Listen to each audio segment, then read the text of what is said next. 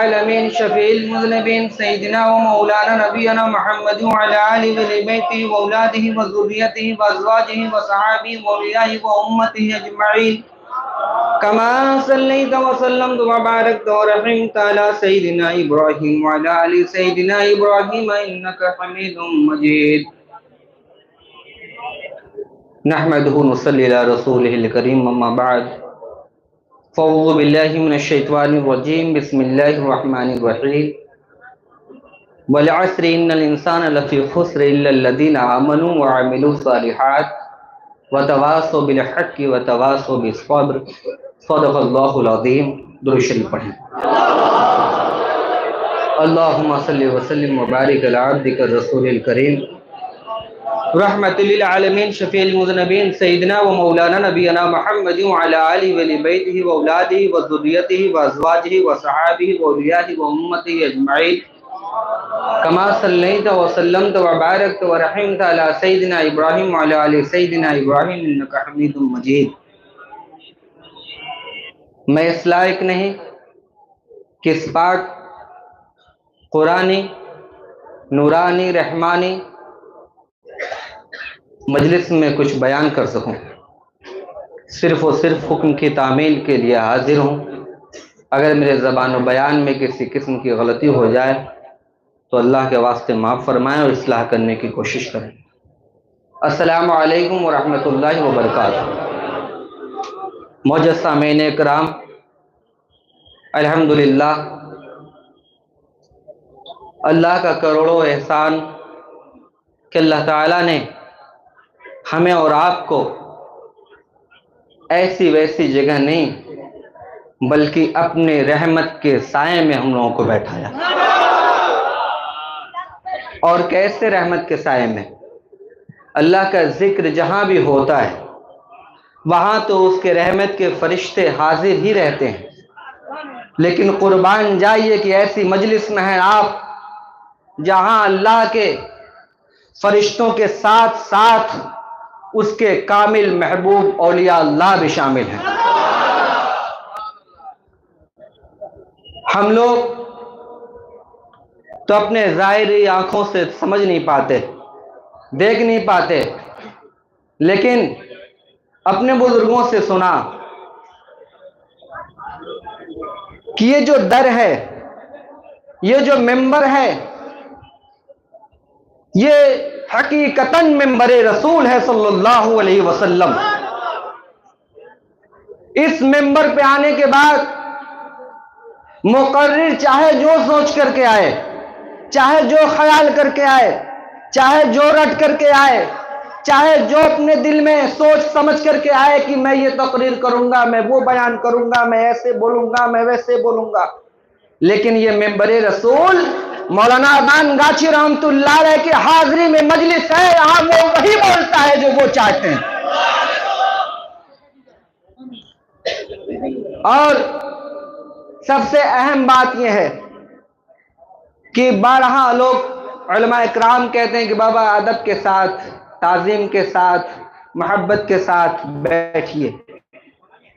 ہم لوگ 400 kilometre, 500 kilometre, 1000 kilometre, 2000 kilometre, 5,000 kilometre سے دور لوگ آتے ہیں سالانہ عرس سے کل کی مجلس میں، لیکن مجلس میں نہیں بیٹھتے، کہیں ادھر ٹہل رہے ہیں تو کہیں ادھر ٹہل رہے ہیں تو کہیں یہاں گھوم رہے ہیں، کہیں وہاں گھوم رہے ہیں۔ کیوں اپنے وقت کو ضائع کر رہے ہیں؟ ویسے بھی انسان کے پاس فرصت کہاں ہے؟ لوگ دوپہر کا کھانا شام کو کھاتے ہیں۔ اتنی مصروف زندگی ہو گئی کہ انسان کے پاس وقت نہیں رہا۔ یہ زمانہ آخر ہے، قیامتاً قریب ہے میرے دوستوں۔ یہ تو اپنے مقدر پر اترائیے اور ناز جائیے کہ اللہ تبارک و تعالیٰ نے آپ کو اتنی مبارک محفل و مجلس کے لیے آپ کو چن لیا، گاؤں سے، شہر سے، کسی ملک سے اٹھا کر کے لا کر کے ایسی باغماری کی پاک سرزمین پر بٹھایا، اور یہاں بیٹھنے کے بعد اگر ہم ادب کے ساتھ، تعظیم کے ساتھ، محبت کے ساتھ، اخلاص کے ساتھ اپنے پیر و مرشد کی مجلس میں حاضر نہیں ہیں تو ہمارا یہ وقت نکالنا بیکار ہو جائے گا. لیکن اگر ادب کے ساتھ کسی بھی کونے میں کوئی بھی شخص بیٹھ جائے, اللہ تبارک و تعالیٰ کی طرف اپنے دل کو رجوع کرے, تو یاد کر لو میرے بھائی, یہ وہ مجلس ہے کہ 50 سال تک عبادت و ریاضت کے بعد مقام و مرتبے کو نہیں پہنچ سکتا.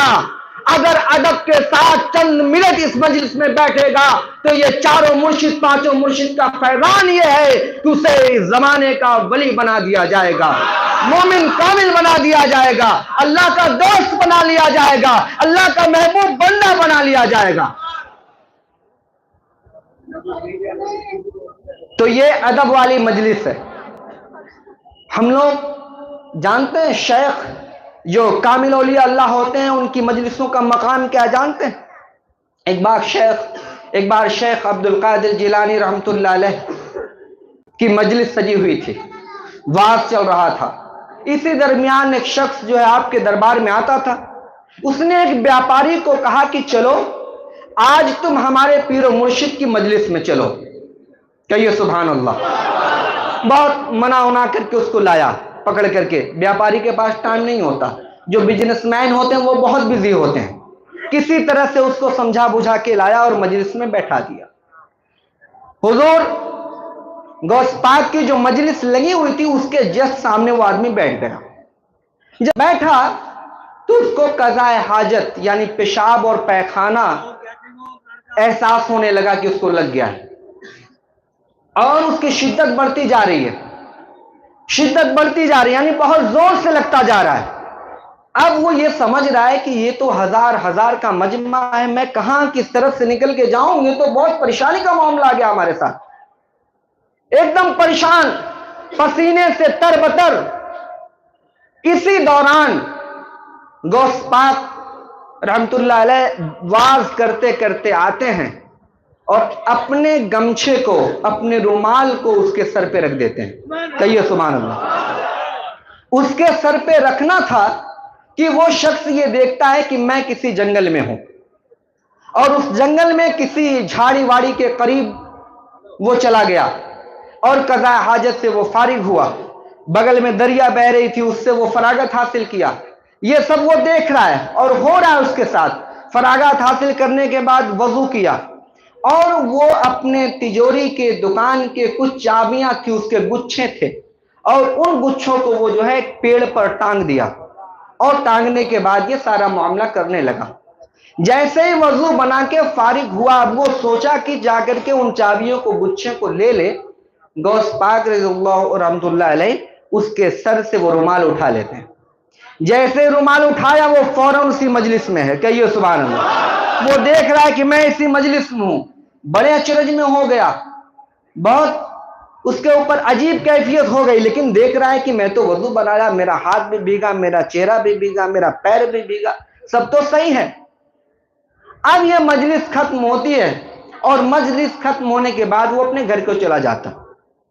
کچھ دن کے بعد, اب وہ گچھا وہیں بھول گیا ہے, کچھ دن کے بعد اس کا ایک سفر ہوتا ہے کسی لوگوں کے ساتھ. اب وہ سفر کے دوران جب اپنے ساتھیوں کے ساتھ جاتا ہے تو وہ دیکھتا ہے کہ میں ایک جنگل میں, ہمارا قافلہ ایک جنگل سے گزر رہا, اور دیکھتا ہے یہ جنگل تو وہی ہے جو میں غوث پاک کے مجلس میں جب تھا انہوں نے میرے سر پہ جو رومال رکھا تھا, اس وقت جو جنگل میں نے دیکھا تھا یہ جنگل تو وہی ہے. اب اس کے ذہن میں جب یہ بات آئی تو فوراً اس کے دماغ میں آیا کہ اگر یہ جنگل وہی ہے تو میرا چابی بھی یہی ہوگا. اب وہ پہچان کے مطابق جب وہ جاتا ہے, دیکھتا ہے کہ درخت جس پہ وہ اپنے گچھوں کو, چابیوں کو رکھے ہوئے تھا, اس چابی والے درخت کے پاس جب پہنچتا ہے تو دیکھتا ہے کہ اس کی چابی وہیں موجود ہے. اس کی چابی وہیں موجود ہے, وہ چابی لے لیتا ہے. اس بیان کا مقصد کیا ہے میرے عزیزوں؟ مولانا اذان گاچھی رحمت اللہ علیہ کی مجلس بھی ایسی ہی ایک مجلس ہے, ایسی ہی ایک مجلس ہے. یہ تصوف کی مجلس ہے, یہ روحانیت کی مجلس ہے. یہاں پر بیٹھنے والا شخص الحمدللہ اگر وہ مرشد پر فدا ہے اور وہ اپنے شیخ پر جان نثار ہے تو یقیناً اس کا شیخ اسے اس منزل تک پہنچائے گا جس کی وہ خواہش رکھتا ہے۔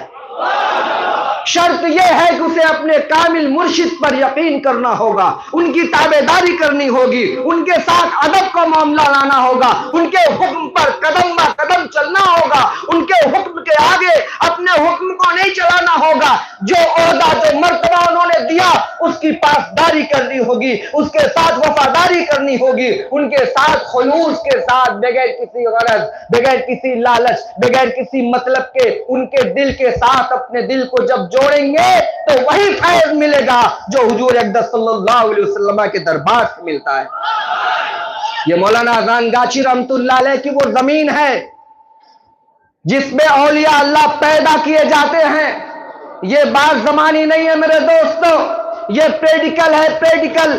دنیاوی مثال سے سمجھاتا چلوں، اگر کوئی شخص کسی ڈاکٹر کے پاس جاتا ہے اور رہنے لگتا ہے تو اس کے ساتھ رہتے رہتے وہ سارے علم و حکمت کی بات، وہ سارے حکمت کی باتوں کو، ڈاکٹری کے باتوں کو، میڈیکل کی باتوں کو وہ سیکھ جاتا ہے۔ سیکھ جاتا ہے کہ نہیں؟ کسی ٹیچر کے ساتھ رہتے رہتے آدمی علم سیکھ جاتا ہے۔ مدرسے میں حضرت مولانا پڑھنے کے لیے ہم لوگ جاتے ہیں تو 4 سال 5 سال 8 سال کی پڑھائی کے بعد آدمی مولوی بن جاتا ہے۔ پتہ کیا چلا؟ جس شخص کے ساتھ آپ کی صحبت ہوگی، اٹھنا بیٹھنا ہوگا، چلنا پھرنا ہوگا، بات چیت ہوگی، رہنا سہنا ہوگا، اب اگر ایسے شخص کے ساتھ آپ کے تعلق جس سے بھی بن جائیں گے آپ کے اندر وہی خوبی آ جائے گی۔ یہ تو دربار حقانی انجمن ہے، یہ تو دربار اولیاء ہے، یہ تو دربار غوث و قطب ہے، اور یہاں پر اولیاء اللہ بنایا جاتا ہے۔ جو معاملہ لوگ کہتے ہیں یہی ہے کہ جب اولیاء اللہ کے ساتھ بیٹھو گے تو ولیوں کی صفت آ جائے گی، ان کے ساتھ بیٹھو گے، اٹھو گے، رہو گے، کھاؤ گے، پیو گے، نماز پڑھو گے، ساری چیز ذکر و اذکار میں جب رہو گے تو ظاہر ہے ان اولیاء اللہ کے ساتھ رہتے رہتے اللہ بھی تمہیں اپنا ولی اور محبوب بنا لے گا۔ یہ باتیں ہم لوگ تو بہت سنتے ہیں لیکن غور نہیں کرتے، سوچتے نہیں ہیں، دھیان نہیں لگاتے۔ اے میرے عزیزوں، میرے ساتھیوں، میری پردہ نشین ماں بہنیں بھی سن رہی ہیں، ذرا آپ بھی غور کریں کہ ایک انسان کو کامیابی کی طرف جانے میں سب سے بڑا اگر کسی کا ہاتھ ہے تو وہ ماں باپ کا ہے۔ کہیے سبحان اللہ۔ اگر کسی شخص کی کامیابی کی طرف جانے کا اگر معاملہ ہے، وہ کامیاب اگر ہوا تو اس کے ماں باپ کا بہت بڑا رول ہے، بہت اہم رول ہے۔ حضور قبلہ بیان کرتے ہیں، بابا آپ نماز پڑھیے، بچوں کو نماز پڑھائیے، آپ وظیفہ پڑھیے، بچوں کو وظیفہ پڑھائیے، آپ حلال کھائیے، بچوں کو حلال کھلائیے، آپ پرہیزگاری کیجئے، بچہ بھی پرہیزگاری کرے گا۔ میری ماں اور بہنیں ذرا غور کریں، ہم جب پیچھے جاتے ہیں اور اپنے اکابرین کو دیکھتے ہیں تو جو پیچھے کے شیخ ہیں یا ان کی بیویاں ہیں ان کا معاملہ کیا ہم کو دکھتا ہے؟ آج ہم لوگ لڑائی جھگڑے میں الجھے ہوئے ہیں لیکن ایسا معاملہ نہیں ہے۔ پہلے جو کامل لوگ ہیں ان کا بھروسہ اللہ کے اوپر ہے۔ پہلی چیز سن لیجیے، پہلی چیز سنیے، کاملوں کا بھروسہ اللہ کے اوپر۔ کہیے سبحان اللہ۔ اگر کوئی کام بگڑ گیا، بہت غور سے سنیے، اگر کوئی کام آپ کا بگڑ گیا تو وہ بھی اللہ کی طرف سے ہے، اس پہ صبر کیجئے، اس پہ شکر کیجئے۔ ارے فلاں کی وجہ سے بگڑ گیا، اس کی وجہ سے میرا 1 لاکھ روپے کا نقصان ہو گیا، یہ ہو گیا، وہ ہو گیا، قطعی نہیں۔